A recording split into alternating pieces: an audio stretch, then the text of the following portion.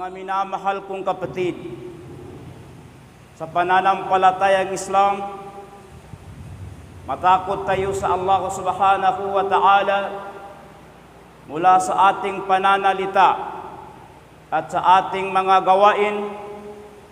Ating pong sasaksihan na wala pong dapat sambahin maliban lamang sa nag-iisang Allah subhanahu wa ta'ala at sa kanyang sugo na si Propeta Muhammad sallallahu alaihi wasallam, huling sugo ng Allah subhanahu wa ta'ala. Mga kapatid, sa pananampalatayang Islam, ang Allah subhanahu wa ta'ala, kanya pong sinabi sa banal na Quran. Sabi po ng Allah subhanahu wa ta'ala, Inna Allaha ma'al ladhina attaqaw wal ladhina hum muhsinun. Katotohanan, sabi ng Allah, kasama ninyo ako na mga taong nananampalataya sa Allah, at kasama rin ako sa inyong mga taong na gumagawa ng kabutihan tungo sa Allah subhanahu wa ta'ala.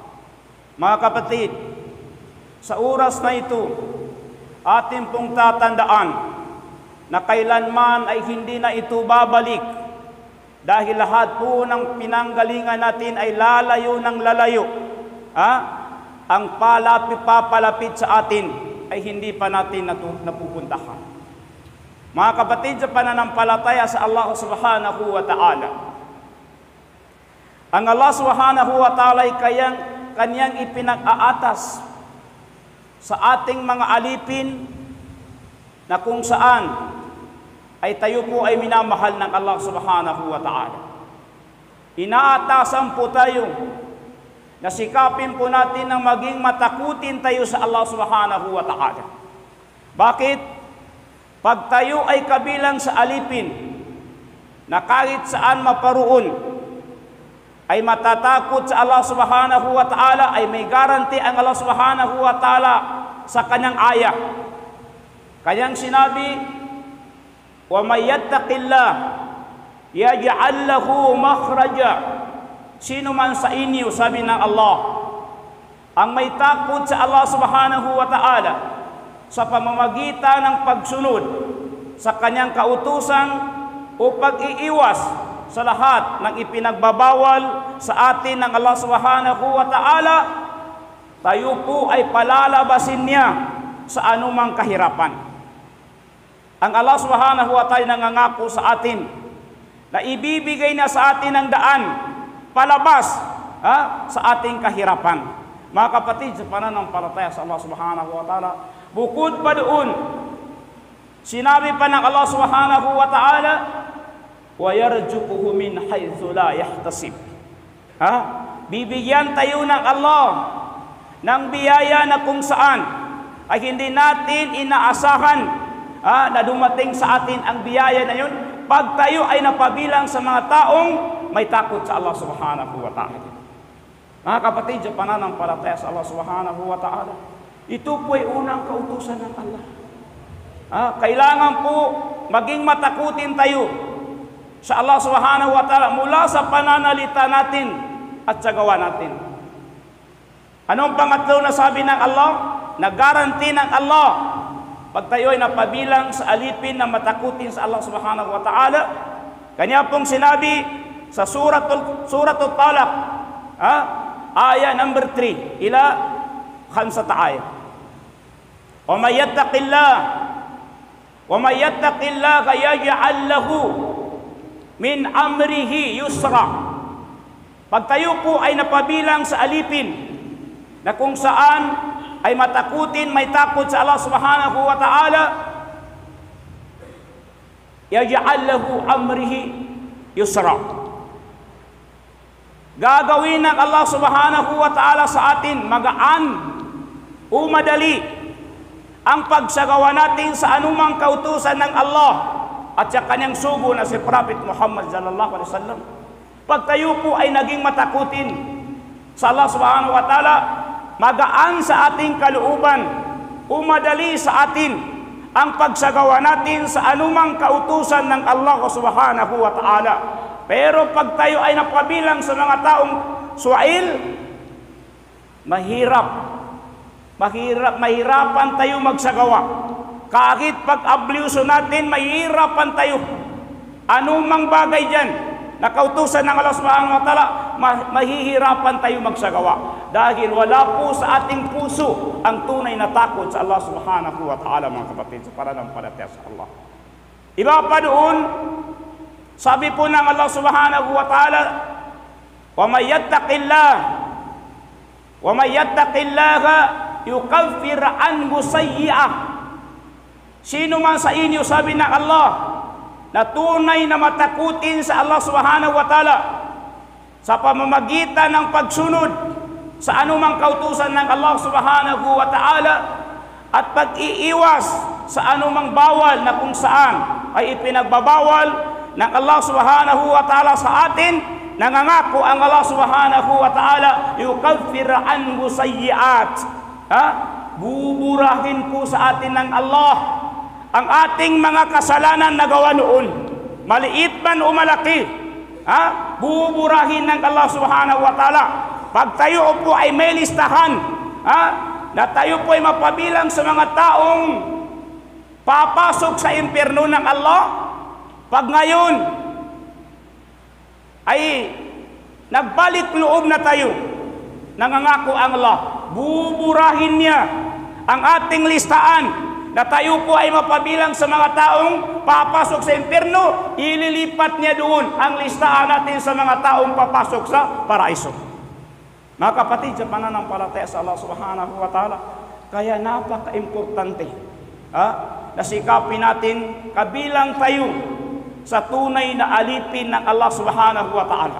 Saan man mapadpad, ay hindi natin makalimutan ng Allah subhanahu wa ta'ala. Kaya ang Prophet Muhammad sallallahu alaihi wasallam kanyang sinabi sa hadis, sabi po ng Allah subhanahu wa ta'ala, ittaqillah haythu ma kunt.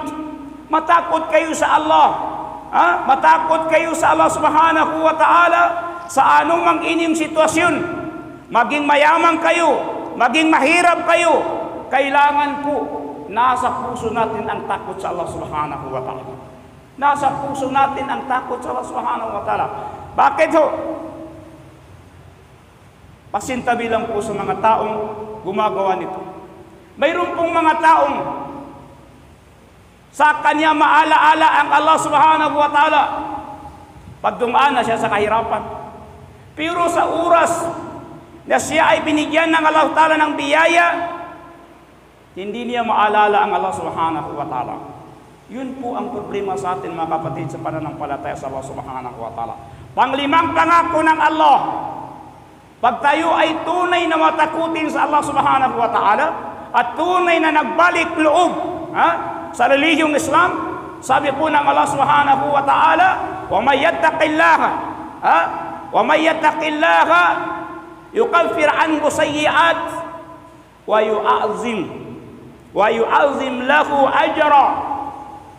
Maliit man o malaki na gagawin natin para sa Allah subhanahu wa ta'ala sa pamamagitan ng pagsunod sa Kanya at pamamagitan ng pag-iwas sa anumang bawal na ipinagbawal sa atin ng Allah subhanahu wa ta'ala, tayo po ay bibigyan ng Allah ng gantimpala na malaki, sabi po ng Allah subhanahu wa ta'ala. Kahit gaano kaliit ang ginagawa nating kabutihan, bibigyan tayo ng Allah subhanahu wa ta'ala ng gantimpala na napakalaki, sabi po ng Allah subhanahu wa ta'ala. Kanyang sinabi sa suratul Qasas, man jaa bil hasanah falahu ajrun minha.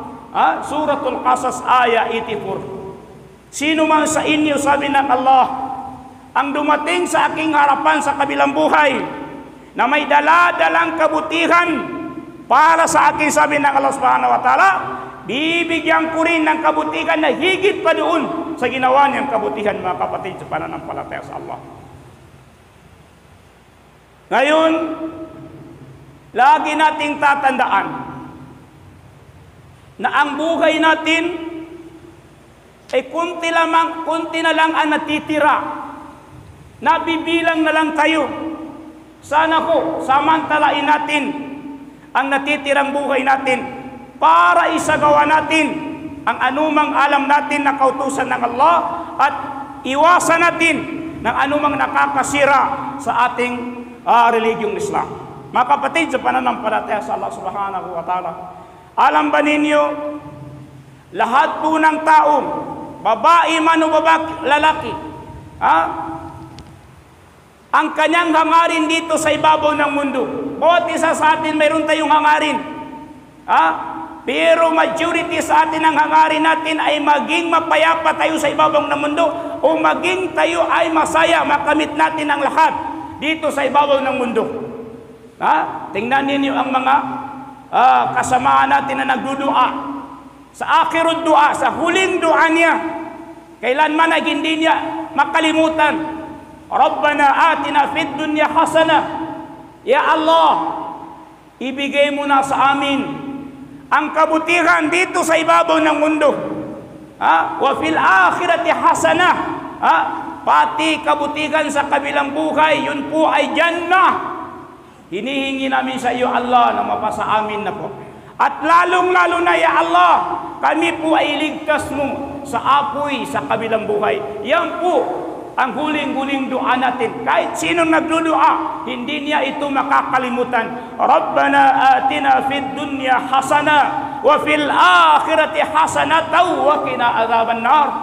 Hindi natin makakalimutan yan. Yan po ang kadalasan sa ating nagdudua. Pero mga kapatid, prangkaan tayo. Hindi po natin makakamit yun sa pamamagitan ng salita lang natin. Hindi po natin makamit yun. Na makamit natin ang tagumpay dito sa ibabaw ng mundo, lalong-lalo na sa kabilang buhay sa pamamagitan ng salita. Paano po natin makamit, mga kapatid, sa pananampalataya sa Allah subhanahu wa ta'ala? May kasabihan sa kitab na mayroong limang dahilan kung paano natin makamit ang tagumpay dito sa ibabaw ng mundo hanggang sa kabilang buhay. At lalong-lalo na, ililigtas po tayo ng Allah sa apoy sa neraka jahanam. Ano po yun? Unang-una, mga kapatid, kailangan mayroon tayong mihna o muhinna. Mayroon tayong sariling profession para makamit. Yun po ang dahilan na makamit natin ang dua natin. Ibibigay sa atin ng Allah ang ating dua, na makamit natin ang tagumpay dito sa ibabaw ng mundo, lalong-lalo na sa kabilang buhay. Kailangan bawat isa sa atin mayroon po tayong sariling muhinna, profession. Mayroon tayong trabaho para yun ang dahilan na makamit natin ang dua natin. Ibibigay sa atin ng Allah ang ating dua na tayo po ay makamit natin ang tagumpay dito sa ibabaw ng mundo. Mga kapatid, sa pananampalataya sa Allah subhanahu wa ta'ala, maniwala man kayo sa hindi, ang Allah subhanahu wa ta'ala ay nagsabi mismo sa surah Al-Kahf, aya 84. Sabi ng Allah subhanahu wa ta'ala, inna makkanna lahu fil ard, inna makkanna lahu fil ard wa atainahu min kulli shay'in sababa. Katotohanan, sabi ng Allah subhanahu wa ta'ala, mayroon akong ipinagkaloob sa inyo dito sa mundong ibabaw, na kung saan hindi ninyo makamit, hindi ninyo makukuha ng walang dahilan. Kailangan po gumawa kayo ng dahilan, sabi ng Allah, wa atainahu min kulli shay sababa. Ibibigay ko sa inyo yun, ang ipinagkaloob ko sa inyo, na biyaya maging anuman dito sa ibabaw ng mundo, ng may dahilan. May dahilan, may pamamaraan na kung saan ay makamit ninyo ang ipinagkaloob ko sa inyo. Sabi po ng Allah subhanahu wa ta'ala, al-muhinna. Kailangan mayroon tayong sariling profession. Kahit anong profession mo, ayusin mo na yun. At kailanman, sabi ni Hasanul Basri, ang iyong profession ay kailanman ay huwag ninyong ipagmamalaki sa kapwa-tao ninyo. Huwag ninyong gawing maging mutakabbir kayo, maging kibir kayo, dahil meron kayong malaking profesyon. Yun po ang ipinagbabawal ng ating relihiyong Islam. Ha? Ano pong sample niyo mga kapatid? Halimbawa ako po ay engineer. Ha? Maliit ang tingin ko sa mga taong walang pinag-aralan. O sino man dyan. Ako po ay alim, ulama. Maliit ang tingin ko sa mga taong hindi nakapag-aral ng Arabic o hindi nakapagtapos. Ha? Kailanman sabi ni Hasan al-Basri, wag ninyong gawin yun sa inyong mga sarili. Bakit? Dahil pag nandyan sa inyo ang mutakabbir, ang tinatawag na kibir, sabi ni Hasan al-Basri, ano po ang kanyang sinabi? Sabi ni Hasan al-Basri, al-mutakabbir masalur rajulu fawqa al-jabal yuran nasa sigara wa yurawnahu sagira. Ang mutakabbir, sabi ni Hasan al-Basri, para pong isang tao na umakyat sa tuktok ng bundok, sa pinakamataas, umakyat siya doon. Nung tiningnan niya yung mga tao sa baba, ang liit-liit ng tingin niya sa maraming tao. Hindi niya alam, sabi ni Hasan al-Basri, kung maliit ang tingin niya sa maraming tao, ang maraming tao, mas maliit ang tingin nila sa iyo dahil nag-iisa ka lang doon sa taas. Kala mo, malaki ka na, malaki ang tingin sa iyo dahil nandun ka na sa tuktok. Yung pala, sabi ni Hasan al-Basri, di mo alam, mas maliit pa ang tingin nila sa iyo. Kaya mga kapatid, sa pananampalataya sa Allah subhanahu wa ta'ala, lagi po natin isa sa isip natin, na ang relihiyong Islam ay kailanman ay wala pong ibang pinanggagalingan maliban lamang sa nag-iisang Allah. Ang relihiyong Islam, huwag na kayong magdadalawang isip na kung ano-ano man mapag-isipan ninyo. Magdadalawang isip pa kayo. Dahil si Allah mismo nagsabi sa kanyang relihiyon, inna ad-dina indallahi al-Islam. Ang organization na ito na tinatawag na Islam, wala pong gumagawa, wala pong pinanggagalingan maliban lamang sa nag-iisang Allah subhanahu wa ta'ala. So mga sulgo, siya kanu agama Islam. Iya kubanto padalon sa kanu na nakailangan sa kataw masampainin isaba pagkagkapyanin sa dunia, no kagkapyanin sa akhirat, nang gulanin ni lima timana niya. Nginto ba, ikaysa na nasisita na adan laka agal bekan, anataratan tualung ka ba pagkuhan isaba pagkagkapyan ka sa dunia. Kadi kagkapya sa dunia, sa lumalakaw ka na mamikil sa dapang gulanan ka. Nasisita adan. Ugay daya papata ni Hasan al-Basri, dadi ka mamasla, ilaka agal bekan, apengini posisyon ng ka, apengini na label, dadi ka mamasla, kadi kalinian wallahu ta'ala ito mutakabbir. Di kalinian wallahu ta'ala ito, adang pumana tepung makabutan sa pusong ina ka mamasla. Dito kalinian wallahu subhanahu wa ta'ala. Ilino, tangkus kanu sa paido tutulan. Adang sa timana engineer, pamakanan sa engineer at kinanti padalong ko. Pasinta bilang ko. Kung mayroon naman isang engineer na naparito ngayon sa oras na ito, pasintabi, hindi yun ang tinutukoy ko. Adan sa timana engineer na pagkontrak sa titayan sa kanin, bali, gagalwa din yung kapasa sa titayan na kailangan na pagkapagada sa awang, ipambatasin mo sa lipag. Bali ko na magkapagada niya sa matuwa niya pambangkil o tiga tagalaya. Na mimalitin na mo na sumatwa. Katiging bapa na may kanya bumigay wagkanan ka, nakatawan ng katiging bapa na 50% sa uyag-uyagan ka, naggabinasa. 50% tiging naggabinasa. Kami kadikab pa rin sa galukan. Natiga matuwa niya darang katawan ko sa mga. Kanya bumigay katawan ko, iuyag ko sa pamilya ko, di malipungat sa Allah ta'ala. Na, gusto mo ito, na nagras ka rin sa awang ludin sa luk. Tigo matuwa, engineer. Ngika nga ng kauntingin engineer, mataw kalumangoy, nagtigindi ka, kanako siya may kasla sa pulang niya. Aw natingin na mapya. Nangikangan ng konting inenjinero, kagamang kuya awang anak, kita man na manggulang ka. Makatokal mangita, tingin, matay ako. Kalimuli mo ka bapa, di kalamag kami awangan niya, kakana 50% mo, sa uyag-uyag ko yung mabinasa, ka 100% na mabinasa, kamatay ako. Yan yung mana, na di kapakay, na manaw tikita sa magijanta. Pingi ka po na libila ng manak. Ikadua, asabapan, akasampay sa mapya sa dunia, yamasla na mapya sa akhirat, na makatangkat sa apoy sa nara ka jahannam, na al-amana. Al-amana. Yaqulu Allah subhanahu wa ta'ala, inna Allah ya'murukum an tu'addu al-amanati ila ahliha ila akhir al-ayat. Ikadua kagkapya sa dunia, yamasla na gay na kiamat. Na salig salka na tiyakapik. Patiddo ka. O adan nalalimang ka na iuli ng ka. Kanang may kagkapya sa dunia. Da kagkayaya. La hayata piddin. Di kagkayay agama. Di ka iuli ko niya katawan niyang pamisakin na nagpon. Di. La hayata piddin. Da ka na pagkayaya. Kaya mapasa nga lusagay na kiamat. Al-amana. Katawan niya amana salig. Apya manaw tuboy salig salka na pagapas kay makatiddo.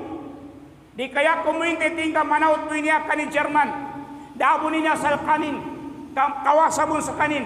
Apya di kumunin ni tiddo. Na dabon sa kanin kakawasa. Uway bener. Dabo nito sa kanin kakawasabon. Ugay katawano. Iano tinubda salig salkano. Kadi kau ni numbahan ko sa liga ng paluman. Dabon makinugo sa kanin. Ugay ayan tinubda salig salkano. Na anday kawan na salig sa tao na nabinasa uyag-uyagin. 50% na binasa sa uyag-uyag. Amay kadi ka rin kasaligan na tao. Kaya ginaitabot sa ginawa. Lango na niya uyag-uyag sa dunia. Kasampay niya sa siya pagkadjabab sa pagijanta ko na manos siya. Ilino 5 minutes. Sa timana dato. Presign sa kadato. Presign sa kanin sa kamal. Presign. Bali namili sa kanin sa mga cabinet members para i-turnover ang possession. Ano po ang kanyang napili? Janitor. Janitor ang kanyang napili. So hindi po sa ngayon ang mga cabinet members na doon po may turnover ang position sa isang janitor lamang. Ngipinggulan ng mga cabinet members, tigilan dato. Dekan na basta-basta yung position na yung turnover. Yan namin pangani sa ka na pagitong ka muna. Malinabanan sa dato. Tigin inda nung ka na nang balingan ko siya sa opisina, kapag gaya ko sa examination, nang tinga na makapas, nalukubay turnover ikadato ko niya. Katawano. Ngipinggulan ng janitor, nga na order dato. Tigin, lang uno, bagilot, napalutos kanisa, mimbambang din naluto. Sa makaisabi kinalutulon. Bali di katawan ni nanamin, umini nanamin. Bali lang ng mga cabinet members sa kinuman. Dahil nakatikak kuman sa marakil kadimakan. Si janitor, nada sa kanin sabay kuman. Yan yung pingula na inilin muna sa mga padin. Bali guna sa kanin din, napiapan mapait. Ndoy nanamin, inipunin. Kapalitianin sa dato ang matulang. Palitianin sa dato. Natigin siyabon makatabo sila kay possession. Natigo mga cabinet members di pantigin dato kanasisita na arumpan sa timan ay ingay nga sa kami examination ko di kami magkapasa nambang ba bari yarin last natigo dato mapitang balingan ko siya una pong balingan sumakataw na ya order dato kanilan natigin lango na kaliniano siya sa opisina na palanggito tanan kuano langon bali luka din sa panguto pagsipit na pagtimbing kalangon na kalinyan yung kinuha ni langon kaya na order si janitor na dadan kinuha ni na piasalo nagayip sa dato katigin janitor dadan na sama sa langon tama sa opisina daan akuan ka ngig kalinyan ka siya sa opisina tigin dato dagkalinyan ko sa langon na dahil mo opisina kaya kubutigin kalinian sa nakadato ng katigin amatid doon na nang ba'y makatalos. Datigin na linyan ko siya. Ya tabi kinakamal ka sa kami ang mapya na yaku tingin kay niyang kumwa na namba kandu makatalos ikatinto na kadato niya. Yanin maana na yanin bundan nakwa na sukamal udatu lubon ng ba nakatulnover iposesyon nanto sa kanumanaw tataw ikapagkeri ng mga taon na kinakantoy mapya akala to na kabatan. Rasulullah sublay kabawa na batadin mababaw na inunta sinubun wallah kapag kay mamasla kalangon din na manggula katawan Rasulullah SAW nanginto ka mutawali sa Nabi Muhammad SAW tumbus Nabi Muhammad SAW yaqulu Rasul sallallahu alaihi wasallam inna Allah yuhibbu thalatha wa salasatu ashad suwallahu ta'ala tigu Rasulullah na adan telu kabias benar din nagkalinyanin siya kan uli penin ya bay na taon Rasulullah SAW sebab sa oras tanwa niya na sinumuntok sa 30 minutes pian daw ako pagkutaba na niya bay lakya limit umakauma sa 30 minutes na miyaw ko pan sa di ka numiyaw na paganda ako pagkutaba kagina ka pagkutaba kaya yana sisita malandu yana sisita na adeng katadamano salam nabitya namin kutabawanto kapada pa kabatal sa sambayang amay kadada muna muna katanulan kapya sawalo.